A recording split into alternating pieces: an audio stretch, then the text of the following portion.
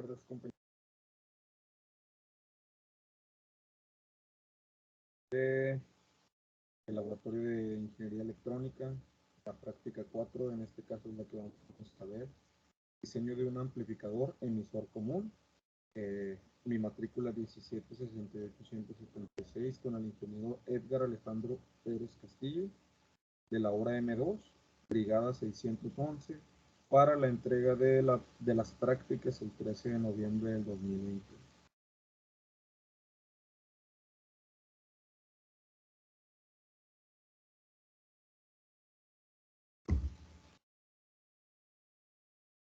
Muy bien, compañeros. Bueno, en este caso, pues vamos a empezar a ver lo que es los objetivos de la práctica, que en este caso el primer punto es diseñar un amplificador S, medir los parámetros del funcionamiento del amplificador también.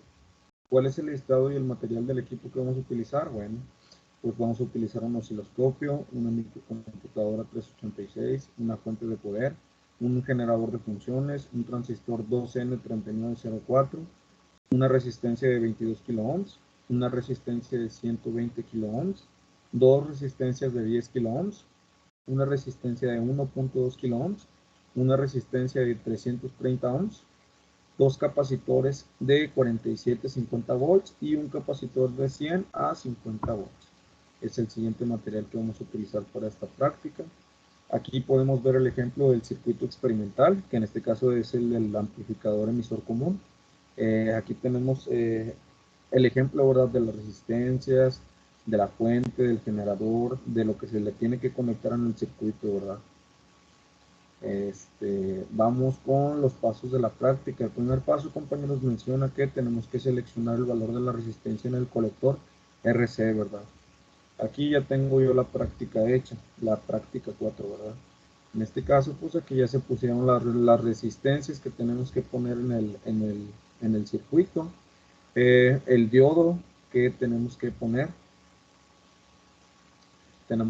también, en este caso, pues el osciloscopio, tenemos que poner el multímetro, también tenemos el generador, ¿verdad?, del voltaje. Entonces, vamos a correr la simulación. El punto número 2, compañeros, dice que establece las ecuaciones del diseño, y aquí tenemos el ejemplo, ¿verdad?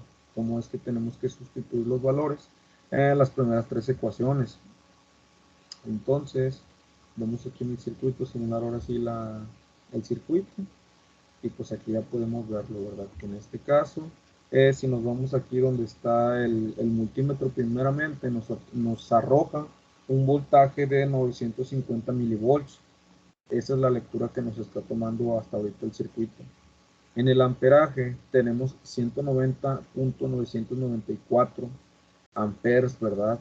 Y en ohms nos están midiendo 87, 73, va variando, ¿verdad? Punto 570 y tantos. Entonces, así es como tenemos la conexión, compañeros. Si nos vamos en el osciloscopio, si vemos que nos está aventando una frecuencia doble, ¿verdad? En este caso, pues aquí nos está arrojando la escala, a cuánta frecuencia está corriendo el circuito, ¿verdad? Así como está estipulado para esta práctica. Tenemos una fuente también, tenemos de 10 kiloohms, tenemos la tierra, tenemos las resistencias, tenemos los voltajes para esta práctica, ¿verdad? Si nos vamos para el paso 4, menciona que tenemos que calcular el RB, y el paso 5 es el calcular el voltaje de Thevenin, que esos son los pasos que debemos de seguir para la siguiente práctica, ¿verdad? Implementar el circuito amplificador de ese de la figura 1 y observar qué valores obtenemos. Ya lo vimos, cuáles son. El punto 2 es medir el punto de operación tomando la lectura de los siguientes voltajes de corriente directa con el multímetro. Entonces ahorita ya lo tomamos los datos para la práctica, observar que se cumplan los siguientes requisitos, aplicar la entrada del amplificador a una señal senoidal aproximadamente, y observar en el osciloscopio las señales de entrada y las de salida simultáneamente, ¿verdad? Aquí, como la podemos ver, las de entrada y las de salida, ¿verdad?, que son las de arriba y las de la parte de abajo. Muy bien, ya por último, compañeros, dice que para medir el valor de la resistencia de entrada amplificador inserta una resistencia de 10 kilo ohms entre los puntos A y B. Muy bien, en este caso la tenemos aquí, ¿verdad? Una resistencia de 10 kilo ohms que la tenemos entre A y entre B. Muy bien, ya por último, compañeros, el paso 7, que es medir la resistencia de salida del amplificador y tomar nota de los siguientes voltajes de corriente alterna, ¿verdad?